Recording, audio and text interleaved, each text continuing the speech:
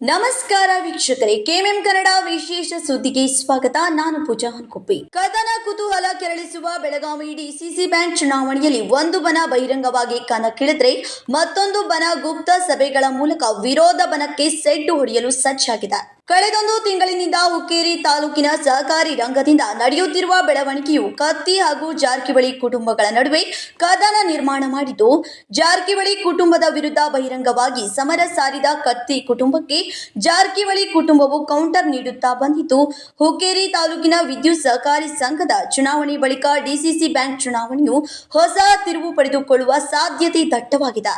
ಹುಕ್ಕೇರಿ ಮತಕ್ಷೇತ್ರದ ಹುಕ್ಕೇರಿ ಹಾಗೂ ಸಂಕೇಶ್ವರದಲ್ಲಿ ಸಚಿವ ಸತೀಶ್ ಜಾರಕಿಹೊಳಿ ಜನಸಂಪರ್ಕ ನಡೆಸಿದ್ರೆ, ಇದಕ್ಕೆ ಪ್ರತಿಯಾಗಿ ಯಮಕನಮರಡಿ ಮತಕ್ಷೇತ್ರದಲ್ಲಿ ಶಾಸಕ ನಿಖಿಲ್ ಕತ್ತಿ ಪಾಚಾಪುರ್ ಹೆಬ್ಬಾಳದಲ್ಲಿ ಕಾರ್ಯಕರ್ತರ ಸಭೆ ನಡೆಸಿ ವಿದ್ಯುತ್ ಸಹಕಾರಿ ನಿರ್ದೇಶಕರ ಆರೋಪಕ್ಕೆ ನಮ್ಮ ಮನೆಗೆ ಒಂದೇ ಬಾಗಿಲಿದ್ರೆ ನೀವು ಹೋಗಿರುವ ಮನೆಗೆ 3 ಬಾಗಿಲಿವೆ ಎಂದು ಪ್ರತ್ಯುತ್ತರ ನೀಡಿದ್ರು.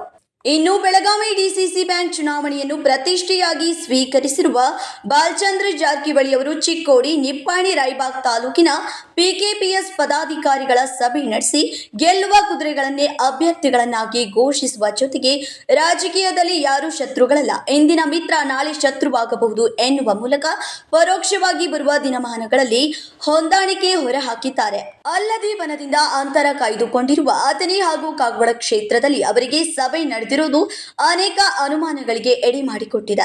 ಇದೆಲ್ಲದರ ಹೊರತಾಗಿ ಡಿಸಿಸಿ ಬ್ಯಾಂಕ್ ಅಧ್ಯಕ್ಷ ಸ್ಥಾನದಿಂದ ಕೆಳಗಿಳಿದ ಬಳಿಕ ಮೌನಕ್ಕೆ ಜಾರಿದ ಮಾಜಿ ಸಂಸದ ರಮೇಶ್ ಕತ್ತಿ, ದಶಕಗಳಿಂದ ದೂರ ಉಳಿದಿದ್ದ ಮಾಜಿ ಸಚಿವ ಎಬಿ ಪಾಟೀಲ್ ಜೊತೆಗೂಡಿ ಹುಕ್ಕೇರಿ ತಾಲೂಕಿನ ಸಂಘ ಸಂಸ್ಥೆಗಳ ಮೇಲೆ ಹಿಡಿತ ಸಾಧಿಸಲು ಪ್ರಯತ್ನಿಸಿರುವ ಜೊತೆಗೆ ಜಿಲ್ಲಾ ರಾಜಕಾರಣದಲ್ಲಿ ಹೊಸ ಸಂಚಲನ ಸೃಷ್ಟಿಸಲು ತಯಾರಿ ನಡೆಸುತ್ತಿದ್ದಾರೆ.